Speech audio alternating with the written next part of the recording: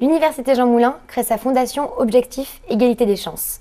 C'est pour cela que nous avons consacré notre dossier spécial aux structures existantes, accompagnant les étudiants dans la formation et l'insertion professionnelle. Alors l'égalité des chances pour moi serait l'égal accès à la réussite, quelle que soit sa provenance, qu'elle soit sociale, qu'elle soit financière, ça c'est sûr, mais aussi professionnelle, notamment pour les recherches de stage, tout ça. Je pense que c'est, déjà, il y a l'égalité scolaire, c'est-à-dire que toute personne peut aller dans n'importe quelle école. C'est qu'un fils d'ouvrier, par exemple, il puisse avoir autant de chances de réussir dans la vie qu'un fils de cadre. Donc en gros, pour moi, l'égalité des chances, ça me parle pas trop parce que je préfère qu'on parle d'équité. Parce que pour moi, rien que le mot égalité, je pense pas que de toute façon, même si on fait tout ce qu'on veut, l'égalité sera possible. Et je préfère qu'on parle d'équité pour que chaque personne ait les mêmes chances à base d'équité. Donc pour moi, l'égalité des chances, c'est que n'importe qui ait sa chance pour réussir dans la vie, quelle que soit son origine sociale. C'est déjà donner la chance à tous les étudiants, boursiers ou pas, d'accéder en fait aux études de leur choix. Tout le monde ait les mêmes possibilités avec les mêmes moyens. C'est que les influences sociales, elles soient moins présentes et que tout le monde ait la même chance de réussir au final. Pour moi, c'est l'accès à toutes les personnes, à la culture, à l'enseignement, au sport. Surtout l'égalité devant l'accès à la scolarité et devant l'enseignement. Et parce que dans certains secteurs, on n'avait pas tous la même égalité au début. Bon, ça a beaucoup évolué aujourd'hui, mais pour moi, ça représente surtout ça. L'égalité des chances, c'est la fac, parce que tout le monde peut y rentrer. L'objectif égalité des chances, c'est un objectif qui doit surtout prendre en considération les besoins des étudiants. Donc, quand on parle d'égalité des chances, en fait, on envisage des étudiants qui ont des difficultés en raison d'un handicap. On va donc, à travers la mission handicap, mettre en place à la fois des mesures qui sont des mesures d'accompagnement pédagogique, et puis on va mettre aussi en place, alors en relation aussi avec le service de médecine préventive, des mesures d'aménagement des examens. On a d'autres étudiants qui sont également en difficulté.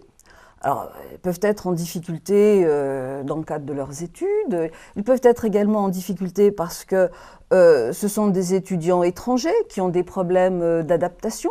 Et donc, on va avoir là des actions un petit peu spécifiques. On va aller auprès des lycéens, ça c'est le travail du pôle universitaire de proximité Lyon 3. Et puis, les étudiants peuvent avoir des difficultés, notamment dans le cadre de la conception de leur projet d'insertion professionnelle. Et donc là, il y a tout un travail qui est fait par le SCUOIP dans le cadre du bureau emploi sage. Quand on parle d'objectif égalité des chances, voilà, c'est un objectif par rapport à des besoins par rapport à des difficultés. Donc on voit quelles sont les difficultés qui peuvent être ressenties par les étudiants et puis on adapte le dispositif un petit peu en fonction de ces difficultés. Alors dans ma mission, j'accompagne les lycéens dans leurs premières années à l'université et en particulier dans leur choix d'orientation. On a ici au SCUIO deux types d'informations. On a les lycéens et les étudiants qui viennent directement nous voir ici en salle Olympie. Ensuite, il y a une autre mission, c'est d'aller directement dans les lycées, d'aller présenter notre offre de formation. On accueille toutes les personnes qui viennent, elles nous expliquent un petit peu leurs problèmes et ensuite on va chercher donc soit par le biais documentaire, soit par le biais d'internet des réponses à leurs questions. Généralement sont surtout des questions en termes de formation. On travaille sur un dispositif visant à aider les étudiants en déshérence ou en décrochage pour effectivement essayer de leur trouver une voie de réorientation un petit peu atypique ou en tout cas auquel on n'aurait pas pensé. C'est le meilleur endroit pour venir se renseigner sur la poursuite d'études, je pense. Je vais commencer par la présentation du bureau emploi stage qui s'appellera BIP, Bureau d'aide à l'insertion professionnelle et qui est partie intégrante du SCUIO-IP. Ce bureau est ouvert à tous les étudiants, peu importe les filières et aussi à tous les niveaux d'études. Au niveau de l'accompagnement des étudiants, donc on propose des entretiens individuels donc sur rendez-vous et on propose également des formations, donc le CV, la lettre de motivation dans le détail et également une préparation à l'entretien par le jeu de rôle. Alors le service handicap, il est géré par plusieurs personnes, notamment par Magali qui est responsable. C'est elle qui accueille dans un premier temps les étudiants handicapés et qui va les suivre et les aider tout au long de leur cursus universitaire. L'accueil a été très chaleureux dès le début et j'ai tout de suite été prise en charge par l'équipe de la mission handicap. Au niveau de l'apport de la mission handicap, dans un premier temps, on a un accueil plus personnalisé par rapport aux autres étudiants puisqu'elle vous présente l'université. Les apports aussi, c'est premièrement pour les cours.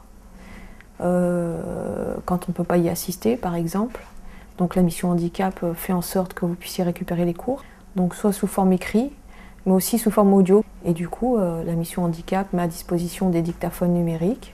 Et sinon, elle met en place aussi les aménagements d'examen. Donc ça peut être le tiers-temps, ça peut être le prêt d'un ordinateur portable.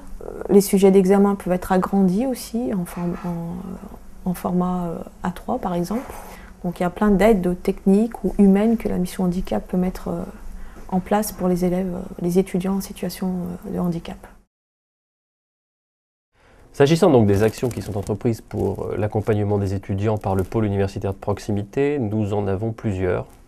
L'action majoritaire, ce sont des modules de formation que nous proposons aux étudiants. L'idée, c'est de leur proposer un catalogue de formation. Donc on a aujourd'hui 15 modules de formation pour leur donner des outils polyvalents pour les aider à réussir et faciliter leur insertion professionnelle. On fait aussi des conférences carrières. Et puis nous avons des entretiens individuels pour les étudiants qui se posent des questions existentielles sur leur réinscription, leur avenir. Nous allons au devant des étudiants puisque nous passons régulièrement en amphithéâtre pour leur présenter nos modules de formation. Nous faisons aussi partie de certains dispositifs, comme par exemple le dispositif réactif qui a été mis en place par le SQIP. Donc là, c'est une autre manière de les aborder. Le bouche à oreille fonctionne. L'Internet, nous avons notre page Facebook aujourd'hui. Nous avons un site à l'université et un site même en dehors de l'université. Et puis les partenaires nous envoient aussi régulièrement des étudiants. Nous avons fréquemment des étudiants qui sont en fin de première année, parfois en fin de licence et qui se posent la question notamment d'une poursuite d'études, master ou pas, ou d'une réorientation. Alors là, en partenariat aussi avec le SQIP, on travaille sur ces dynamiques. On a aussi tout ce qui est insertion professionnelle. On a aussi beaucoup d'étudiants qui se sentent un petit peu perdus par rapport aux enjeux de l'université et aux nouvelles méthodes de travail.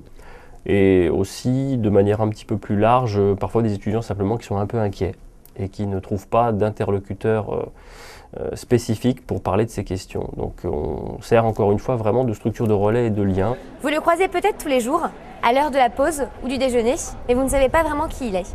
L'université a souhaité accorder son interview à une personne spéciale qui anime le quotidien de l'université Jean Moulin. Place à l'interview.